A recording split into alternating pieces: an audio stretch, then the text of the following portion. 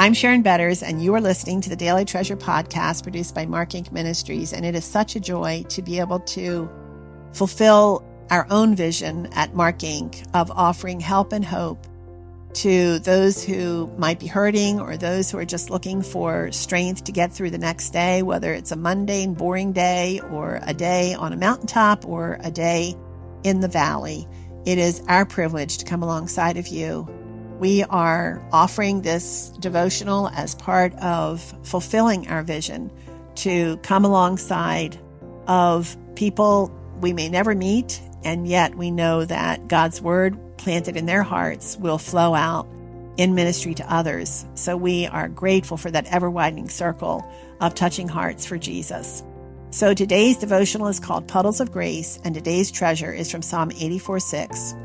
As they go through the Valley of Baca, they make it a place of springs. The early rain also covers it with pools. The journey to Zion held great danger when the pilgrims traveled through the Valley of Tears. They could not carry enough water for the entire trip. The valley was acrid and dry. Sudden downpours were their only hope in getting through the valley alive. When the rains fell, the pilgrims dug holes to capture the water. Before they moved on, they made sure the puddles were deep enough to hold water from future downpours so that those coming behind them would have water for their journey. Imagine the joy of people who could hardly speak because of their dry mouths and lips as they ran out of water, and dust covered their tongues when they happened upon one of those pools. Truly, the pilgrims ahead of them were their lifeline. The psalmist once more gives us a roadmap for traveling heavenward. When our son Mark and his friend Kelly were in that fatal car accident, bereaved parents ahead of us in the grief journey left places of springs, or what we call puddles of grace, that gave us hope. J.C. Philpott describes as puddles of grace this way: when David therefore blesses the pilgrims, he does not bless them on account of their traveling through the Valley of Baca. He does not bless them for the tears that fall from their eyes, for the sorrows that fill their hearts, for the afflictions and perplexity that they are tried with, but because they make it a well, because it is not all darkness, but there is sometimes a ray of light, because it is not all despondency, but sometimes beams of hope, because it is not all unbelief, but sometimes the actings of faith, because it is not all temptations, trials, and afflictions, but sometimes the sweet refreshings and reviving of God's gracious presence. And this was preached at Zoar Chapel, London, on July 28, 1846, by J.C. Philpott. Those ahead of us in the journey held out hope that no matter how dark, the light of Jesus was shining and showing us a way through the wilderness, just as promised in Deuteronomy 32:10. He found him in a desert land, and in the howling waste of a wilderness, he encircled him, he cared for him, he guarded him as the pupil of his eye. Oh, friends, there will be days when the journey feels impossible and we feel forgotten by the one who promised to go with us.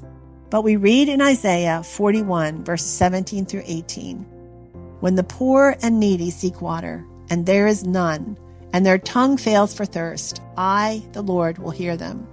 I, the God of Israel, will not forsake them. I will open rivers in high places and fountains in the midst of the valleys.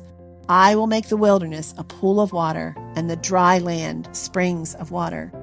And in Deuteronomy 2:7, for the Lord your God has blessed you in all that you have done.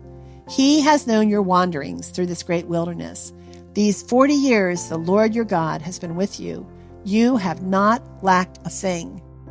One way he keeps these promises is through other people ahead of us in the journey. Just when we think we cannot go another step and we will die of thirst, we find a puddle of grace dug up by those up ahead. Their stories give us hope that the Lord will meet our needs just as he met theirs. Aspects of your story can become a puddle of grace for someone behind you. I can't say it any better than Letty Kalman wrote in Streams in the Desert, December 19th. In this poem, Call Back. It shall turn to you for a testimony, from Luke 21:13. Life is a steep climb, and it does the heart good to have somebody call back and cheerily beckon us on up the high hill. We are all climbers together, and we must help one another. This mountain climbing is serious business, but glorious. It takes strength and a steady step to find the summits. The outlook widens with the altitude. If anyone among us has found anything worthwhile, we ought to call back. If you have gone a little way ahead of me, call back. 'Twill cheer my heart and help my feet along the stony track. And if perchance faith's light is dim because the oil is low, your call will guide my lagging course as wearily I go. Call back and tell me that he went with you into the storm. Call back and say he kept you when the forest roots were torn, that when the heavens thunder and the earthquake shook the hill, he bore you up and held you where the very air was still. Oh, friend, call back and tell me, for I cannot see your face. They say it glows with triumph and your feet bound in the race, but there are mists between us and my spirit eyes are dim, and I cannot see the glory, though I long for word of him. But if you'll say he heard you when your prayer was but a cry, and if you'll say he saw you through the nights and darkened sky, if you have gone a little way ahead, O friend, call back. 'Twill cheer my heart and help my feet along the stony track. And this was written by Letty Kalman and was published in Streams in the Desert, which was an incredible book for me as I walked through the Valley of Tears. How can your story become puddles of grace for those coming behind you?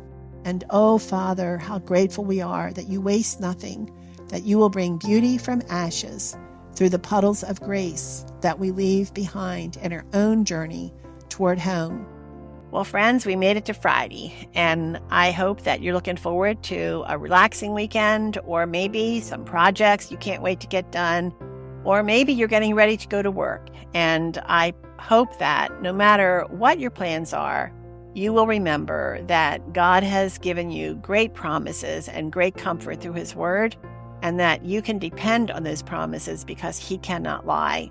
That's one of the things that I write about in my book, Treasures of Encouragement, the power of biblical encouragement, and how that biblical encouragement often comes from the community of our own local church. I hope that if you are looking for a Bible study for this fall, that you will consider Treasures of Encouragement. It has been used by thousands of people over the years, and many have shared how God used this book to help transform their view of biblical encouragement and help to create a culture of encouragement in their own local church. You can go to treasuresoфencouragement.org, where you can find more information about the book and where you will find lots of free resources to use for yourself, but also especially for a small group Bible study. Again, that's treasuresoфencouragement.org. I hope you'll check it out. And if you do have a small group study this fall, I hope that you'll let me know. I would love to be praying for you as you learn more about biblical encouragement and how God uses it to help turn hearts toward Jesus. Thanks so much for joining us, and I look forward to being with you tomorrow.